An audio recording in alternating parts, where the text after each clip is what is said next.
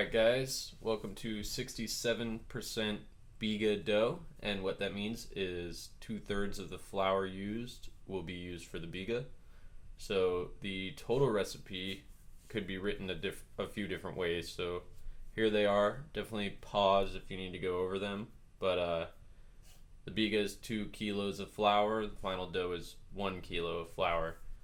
And I actually like this better than even 50% BIGA, and it kind of gives you a longer life than 100% BIGA. So getting into it to make it more understandable, it's broken into 2 parts. You got your BIGA, which you want to use a stronger flour. In this, I'm doing Caputo Pizzeria, which isn't that strong, but I lost my connection to Americana Super. So this dough is kind of fitted for pizzeria, which actually works. So 2 kilos of flour, 1 liter of water. I also add 10% of that flour will be rye or whole wheat added, and then 10% levain, sourdough starter, or you could even use poolish if you want to.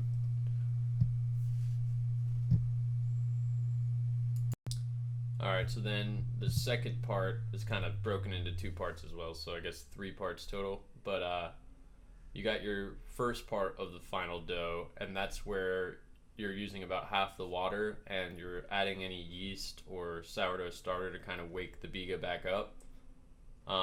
You can omit the yeast or the levain, but it will take a lot longer to rise because the BIGA is pretty much 100% fermented already. So yeah, in the first part I'm mixing the flour and all of the BIGA, and I'm kind of pouring in the cold water mixed with the added levain or yeast just until it's combined. And then for the second part of the final dough, you're going to add the other half of the water with the salt mixed in, and you're going to gradually add it. So you basically add some, and then once you see it absorbs, you can add a little bit more, and so on. And once all the water is absorbed, your dough is complete. So you don't need to keep on mixing it or anything like that. It's done mixing once all the water is absorbed. Alright, so in goes 1 kilogram of flour, and I kind of just start mixing a little bit just to make the flour even, and in case there's any clumps, it can kind of take care of that early in the process instead of mixed with water, you know. The BIGA is made up of 2 kilos of flour, 1 liter of water, 200 grams of whole wheat flour, and 200 grams of leaven. So it's 10% leaven, 10% rye or whole wheat flour, and 50% water. And that's what makes up the BIGA, and that is good room temperature overnight, about 12 hours realistically. And I usually chill it for about 2 or 3 hours. So for instance, I made this 8 p.m. the night before. I let it go all the way till 8 a.m. the next day and threw it in the fridge, and then used it for the dough at noon. And that is perfect because it still finishes its fermentation a little bit, but it gets nice and stiff, and it can also keep the dough temperature down. So everything chilled besides the flour. That's the one thing I don't really chill for the most part first. I kind of just leave that room temperature, but everything else, all the water should be cold that you use. It's good to use cold leaven, cold BIGA, but the dry flour can be room temperature. That'll just keep your dough temperature down, because using the mixer will increase friction, and it usually gives you about 5 degrees Celsius, which is about 10 to 15 degrees Fahrenheit, and that's a lot considering going from room temperature of about 70-72 degrees to 80-85 degrees. You're in the danger zone when it comes to dough. You really realistically want to be like 80 or below, but I think the sweet spot's right around 70 degrees, and that comes with room temperature flour, everything else chilled. If you're in a very hot environment, then you can throw your flour in the freezer or something to cool it down, however you want to do it. But I don't recommend doing everything room temperature when you're using a spiral mixer. If it's by hand, that's fine because you won't add too much friction, but a mixer can add a lot. And for those of you that don't have sourdough starter, you can, I challenge you to make a poolish and use the poolish to make the BIGA, and use the poolish in the final dough, and just see what happens. There's a lot of timing with this. I had to time the BIGA with another levain and everything, but it's so beautiful when it all comes together. So the first thing I added here was sourdough starter and cold water that I whisked together, and I wasn't super gradual with it. I kind of just poured it all in there for the most part. I want the dough to combine, but I'm not really looking for any crazy gluten development yet. Now I got another 500 grams of cold water, which equals a water bottle, which is nice because the BIGA uses 2 cold water bottles and the final dough uses 2 cold water bottles, so it's pretty nice. I could get liter water bottles, you're right, but I also drink these water bottles, and a liter would take me quite a while to drink. Anyway, so usually the time it takes me to whisk up the salt into the water is about the time I'm ready to pour a good half of the remaining water, a quarter of the remaining water, because it's still very dry in the mixer. It could use a nice little extra touch of water. There we go, that was that extra touch. And now I'm going to be very gradual. I did speed up this clip here just because it's long. This is about 15 minutes of me mixing from just that point before, and I just add, you'll see how little it is. Boom. That's it. I just basically wetting the dough a little bit. I can see a shine on the outside of the dough, and after about 8 or 9 rotations, the shine starts to go away, and that's when I'll add just a little more water. It's almost like spraying it with water. It's not like you're not really pouring the water, if you know what I mean.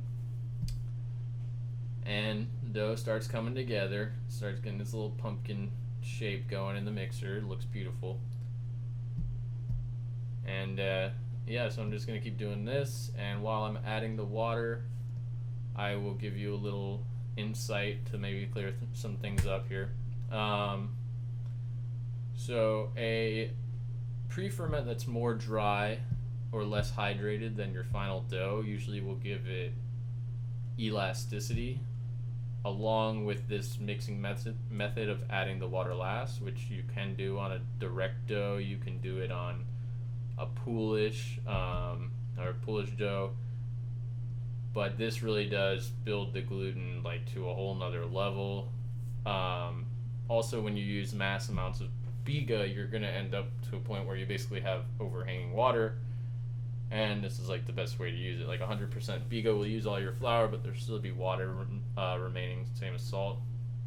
But both BIGA, poolish, bulk fermentation, or long ball fermentation all give you flavor, so they're all kind of different,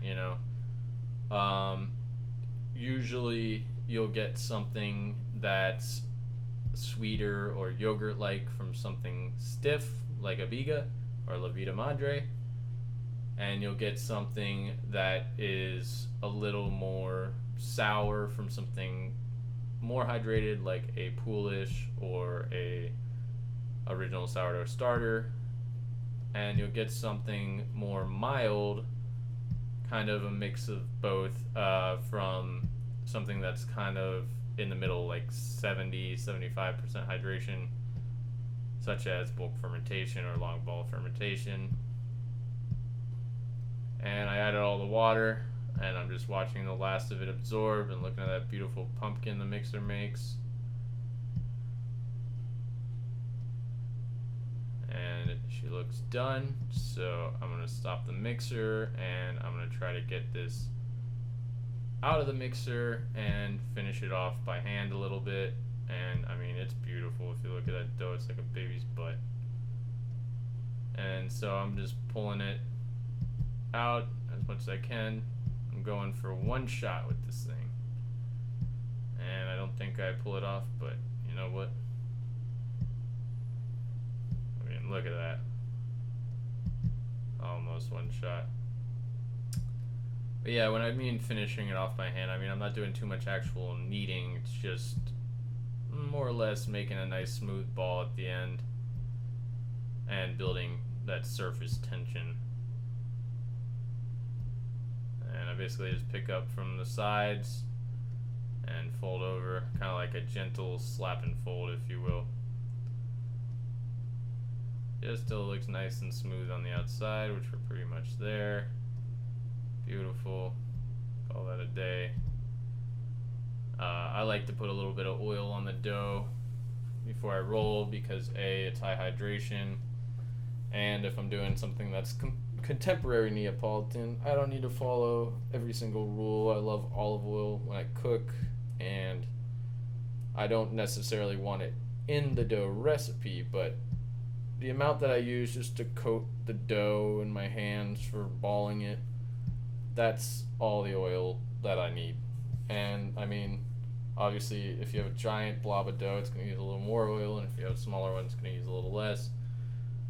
If you want to weigh out a certain amount of oil for that, that's fine, but you don't drown it in oil, and you want to use enough at the same time. But I'm making 280 gram dough balls here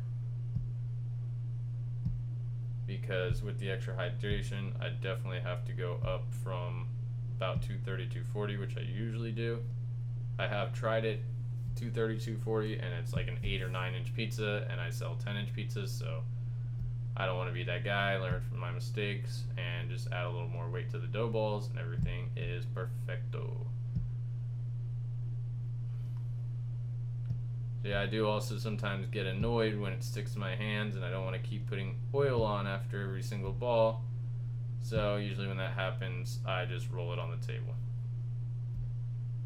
And that's basically gentle slap and fold, just like I did with the bulk dough, and then kind of rounding the bottoms to close them and build tension.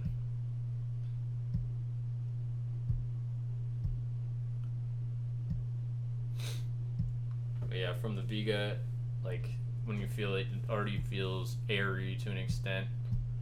And it's a cool way to look at the dough process because the real heart of the dough is the BIGA in this recipe. And all the other ingredients just kind of refresh it and bring it to your dough's consistency and, you know, salt you need. So, but you can look at it as like making a dough, like that your BIGA's your dough, and it goes through bulk fermentation, and then it goes back in the mixer for basically a punch down or degassing, as well as adding, you know, the water, the salt, the other stuff. But realistically, the main thing you're doing is actually degassing it and building some gluten while adding water. And if you look at your whole dough as your BIGA, after you punch it down, it proofs back up again, and that's basically what this is. And there's reasons for BIGA logistically. For instance, like I can fit probably a BIGA with 8 to 10 kilos of flour on one full-size dough tray or dough box, whatever you want to call it. Which that amount in dough trays could be 6-7 dough trays, you know. So logistically, it can help using pre-ferments and BIGAs and poolishes because it can save you space if you have a small store, or if your family fridge is full. Instead of having a bunch of dough sit in your fridge for 2 days taking up all that space, you could have one poolish sit in your fridge for 2 days and then make a dough and let it go the rest of the way room temperature. So pre-ferments are both for flavor, for texture, and also for logistics, basically. And also, I don't know who will comment on it. I know my apartment is a complete mess. I had to do this, and then because it was kind of time sensitive, and then I went through the whole apartment and cleaned it up like a good boy, so be proud of me. But this step right here is super important. Save like 100-gram dough ball or something. And I like this little rocks glass, or cocktail glass, whiskey glass, whatever you want to call it. And I put a rubber band just like it's a sourdough starter, so I can see how far it gets throughout the day. And this was about a 6-hour dough, which was perfect. That's where I got to like the good usable point, and it kept going for like 12 hours, so it was like perfect for, okay, I have an event 6 hours later, it's good, and it can last through a 6-hour event that starts 6 hours after making the dough. So this to me is my favorite recipe, hands down, but that changes all the time, so stay tuned. You'll see what my next favorite recipe is. And yeah, it's 67% BIGA dough. Try it for yourself. Enjoy.